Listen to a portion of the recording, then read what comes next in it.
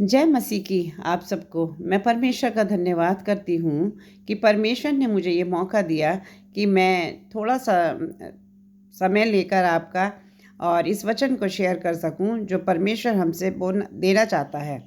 परमेश्वर का वचन कहता है प्रकाशित वाक्य 3 का 11 से 13 तक में मैं बताना चाहूँगी कि परमेश्वर वचन में कह रहा है कि देख मैं शीघ्र आने वाला हूँ और जो कुछ तेरे पास है उसे थामे रहें। जो जय पाए मैं उसे अपने परमेश्वर के मंदिर में एक खंभा बनाऊंगा और वह फिर कभी बाहर ना निकलेगा। और मैं अपने परमेश्वर का नाम और अपने परमेश्वर के नगर अर्थात नई यरूशलेम का नाम जो मेरे परमेश्वर के पास से स्वर्ग पर से आने वाला है, उतरने वाला है, अपना नया नाम उस पर लिखूंगा। यहाँ पर परमेश्वर हम देखते हैं वायदा करता है। हम जिस तरह से देखते आ रहे पूरे पुराना व्यवस्थान भी हमने पढ़ा, नया व्यवस्थान भी हमने पढ़ा और हर एक बातों में हमने देखा कि हर एक जगह परमेश्वर हमें परफेक्ट बनाने की कोशिश करता है। और समय समय पर परमेश्वर ने हम देखा कि मोसेस को भेजा, एलिया आया, दानियल आए, हर एक प्रॉफिट आए और फिर भी लोगों ने उसकी नहीं मानी, फिर भी अपने मनों को कठोर किया और अंत में हमने देखा परमेश्वर ने अपने प्रिय पुत्र को इस संसार में भेजा। जब परमेश्वर ने अपने पुत्र को भेजा तो परमेश्वर के पुत्र ने हमें वो शिक्षाएं दी और उन शिक्षाओं पर हम खरे ना उतर सके। और उसको जब हमने देखा कि हम पाप में पड़े हैं, हम भटक गए हैं, हम छुटकारा नहीं पा रहे हैं, तो उसने अपने स्वयं का बलिदान देकर हमारे पापों से मुक्ति के लिए एक द्वार खोला। और परमेश्वर ने कहा, प्रभु यीशु मसीह ने कहा, जिसने मुझे देखा उसने पिता को देखा है। और उसने हमारे लिए एक वो मार्ग तैयार करा जो वो चाहता है कि हम पिता से मुलाकात कर सकें। तो प्रभु यीशु मसीह जब स्वर्ग चला गया और उसने हमसे वादा किया कि मैं तुम्हें एक सहायक दूंगा और जब वो सहायक आएगा तो तुम्हें अच्छे और बुरे का हर एक चीज़ों का हमें रास्ता बताएगा, हमारी अगुवाई करेगा, हम कलेश में होंगे हमें वो शांति देगा।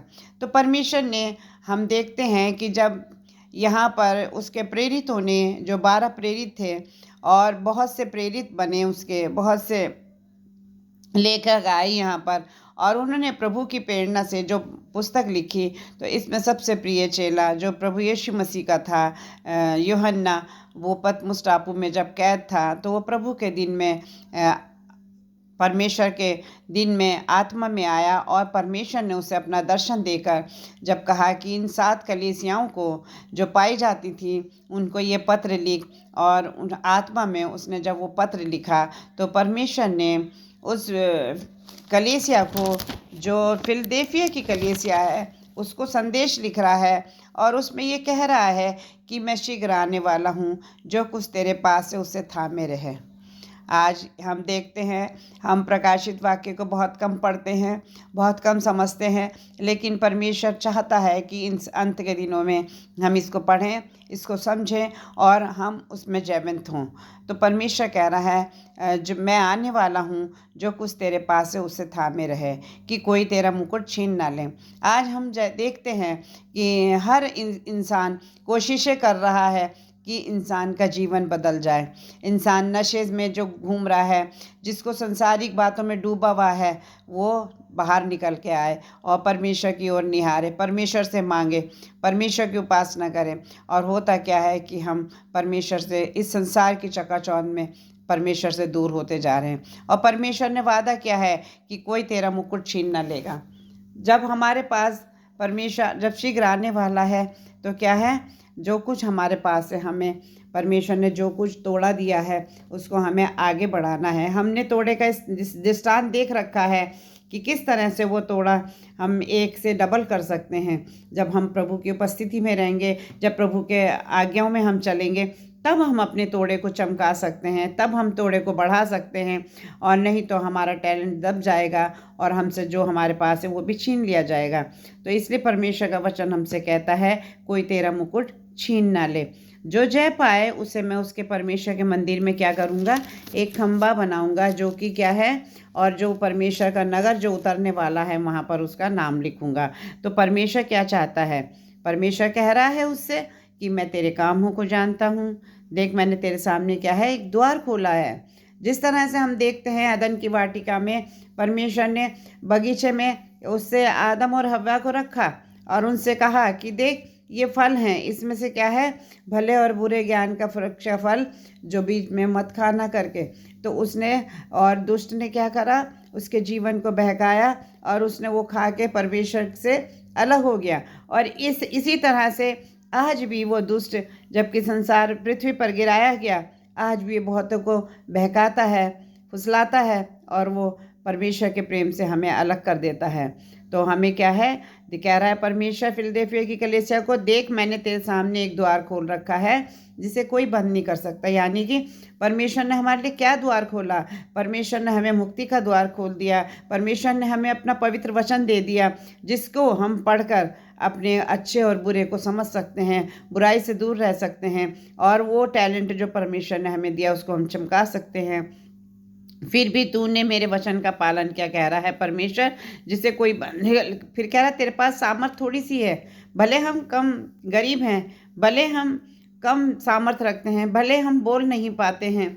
जिस तरह से मूसा था, बोलने में निपुण नहीं था, लेकिन प्रभु ने उसे इस्तेमाल किया।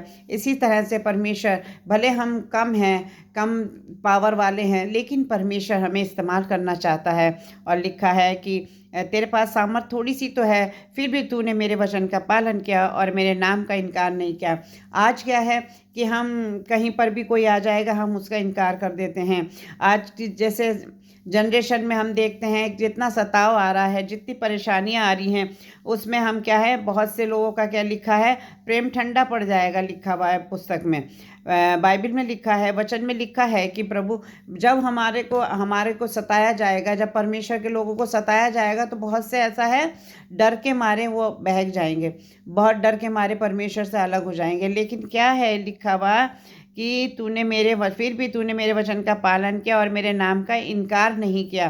तो परमेश्वर क्या चाहता है कि ये अंत के दिनों में जब हम चल रहे हैं, यदि कोई हमारे से कुछ पूछता भी है, यदि परमेश्वर के बारे में परमेश्वर ने हमें जितना दिया है, परमेश्वर कहता है तुम महासभाओं में खींचा जाओगे, तो हमें क्या है, बोलने वाला हमारा परमेश्वर होगा। इसलिए परमेश्वर से हम विनती करें, परमेश्वर के हम लिपटे रहें, क्योंकि क्या है, शैतान क्या है कि उन सभा वालों को तेरे वश में कर दूंगा जो यहूदी बन बैठे पर है नहीं। बाइबल क्या कहती है कि वो उन तमाम लोगों को भी हमारे वश में कर देगा जो हमारे विरुद्ध चल रहे हैं। तो यहाँ पर लिखा है, देख मैं ऐसा करूँगा कि वे आकर तेरे पैरों पे गिरेंगे। भले आज हमें बदनामी कर देते हैं लोग, बदले आज हमारा तिरस्कार करेंगे, लेकिन एक समय ऐसा आएगा कि हम परमेश्वर के लोग आनंद करेंगे, जय जयकार करेंगे। और जैसे परमेश्वर का वचन कह रहा है कि जो जय पाएगा उसे क्या है, उसको वो मुकुट देगा परमेश्वर पहनने को, और वो यरूशलेम, जो नया यरूशलेम उतरने वाला है स्वर्ग से, उसमें उस पर उसका नाम लिखा जाएगा।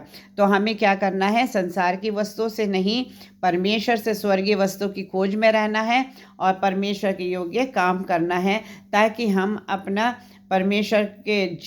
जीवन परमेश्वर को दे सके, सौंप सके और परमेश्वर के नाम को ऊंचा कर सके। परमेश्वर अपने वचन के पढ़े जाने पर आशीष और बरकत दे। धन्यवाद करते हैं खुदावन यीशु मसीह, इस सुंदर वचन को प्रभु तेरे हाथों में सौंपते हैं। पिता, जो कुछ हमने पढ़ा प्रभु, हम इस योग्य नहीं है प्रभु, लेकिन तेरा प्रकाशन हमारे जीवन में बना रहे कि पिता हम संसार की हर वस्तु से बैर करके प्रभु तुझसे प्रेम करें, और जो कुछ तूने हमें सौंपा है पिता परमेश्वर, हम उसे थामे रहें, ताकि पिता जब तू आए तो हम प्रभु निष्कलंक और निर्दोष तेरे सामने खड़े हो सकें।